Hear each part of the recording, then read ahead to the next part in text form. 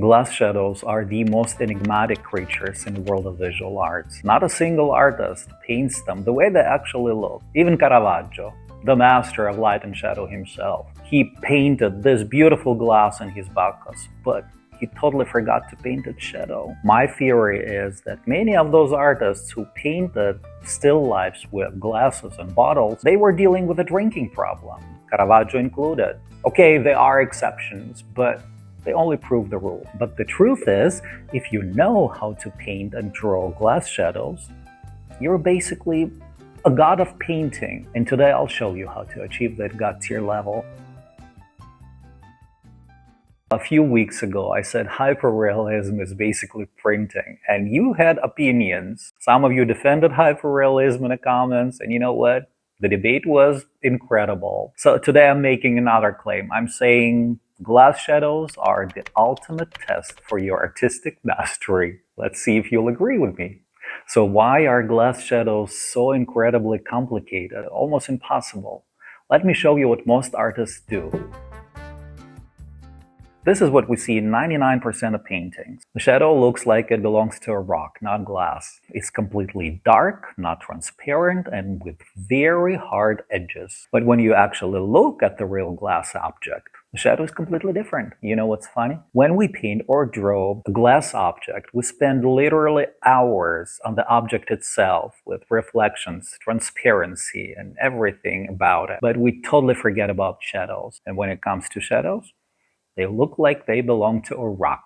You know, it's like painting Mona Lisa's face perfectly. And then when it comes to her hands, we paint something like stick figure hands, and nobody talks about it. In art schools, they don't teach you how to paint glass shadows. Let's be honest. And you know why? Because art teachers have never figured it out themselves. So I'm not an art teacher, but I'll give you an answer how I draw glass shadows. But before we talk about drawing, we need to talk about seeing. Because this whole channel here is not about how to hold a pencil, but about how to see, observe, and draw and paint what you see. It's about training your eyes. So cold light, it's the light with more blue. So this cold light makes the surface look cleaner, brighter, and almost sharp. It shows every detail. Warm light with more yellow, red, orange softens everything. It will make the surface look warmer, a bit less bright, darker but not dark. Pro tip, if you're painting or drawing something very detailed, something like lace or detailed armor, use cold light. It will show the texture that warm light hides. So why am I talking about light if I'm supposed to talk about glass shadow? Here's why. I tested this with 3 objects: a cut glass, smooth round bottle, and an ice cream glass. I tried cold and warm light, changed how far the light was from the object, and I added this little orchid flower just, to see how the reflection from this flower will influence the tone of the surface. And here's what I found.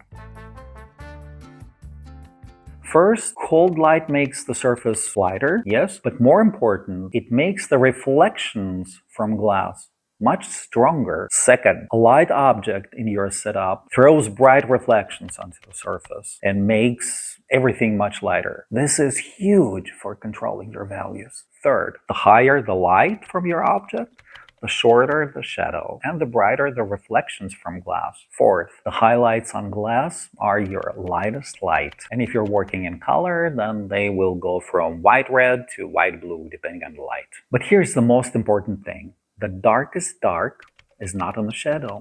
It's in the bottle itself, in a glass. And this changes everything how you draw it. So if the highlights are brighter than the white paper and the shadows are lighter than the surface, how do we capture this? Toned paper. And you gotta know how to tone the paper. I tested 4 ways toning paper. Option A, graphite powder mixed with water, put on with a brush. The problem? The paper gets wavy and loses that smooth surface. Option B, graphite powder spread with my hand. I tried that. Too uneven and you'll get spotty areas. Option C, shading with graphite right on paper, and you'll get ugly lines everywhere. Don't do this. Option D, graphite powder spread with cotton pad. This is the best. Very even tone, smooth, and how dark it gets depends on soft or hard graphite you're using. I like softer. One more thing. Paper does matter. Thick and smooth paper takes toning much better than rough paper. The smoother it is, the more even your tone. Now, about adding those bright highlights over graphite. White charcoal and dry pastel, they won't stay on graphite surface. They rub off. Oil pastels, though, they stick. So if you're working on toned paper with graphite and you need some brighter highlights, use oil pastel. I was not. I don't have any in my studio because I never use them. So I was using dry pastel, white dry pastel, and the effect could have been much better. I don't know why, but to me it's always difficult to draw glass objects. I cannot say I'm in love with them. But yeah, so outlines first. I look where my darkest dark is, I find it, and I dance from this darkest dark. How I usually work, I go from larger shapes into details.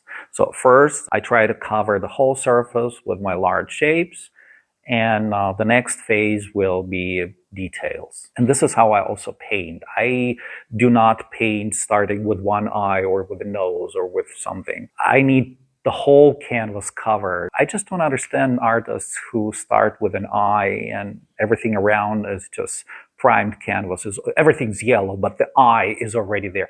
How can you find this relation between tones and color? Then you start painting lips and nose and ears, and you have to change the colors and tones here. Doesn't make sense? So what I'm saying is from large shapes into details. First, you need to build the structure and then details. Here's something very cool. Not in my case today, but in other glass objects, if you see highlights, look for a twin highlight. And they usually are on a front and on a back wall of the object. But these twins are never the same. One is always darker. You can add highlights right at the start, or you can wait and add highlights at the end. If I paint, I would put highlights right away, just, to have the reference point. In this drawing, I decided to wait because the risk was that I would just, smudge the whole thing. But it's dry pastel. When it mixes with graphite, it's kind of messy. I don't like messiness in my work. So now the shadow itself, and this is where it gets interesting and weird. A shadow from a solid object is darker near the base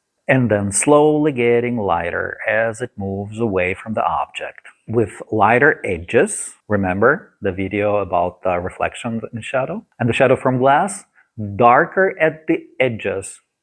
Right on the contrary. And you know why it's darker at the edges? Because this is the shadow from the walls, which are thicker. The next thing is just something.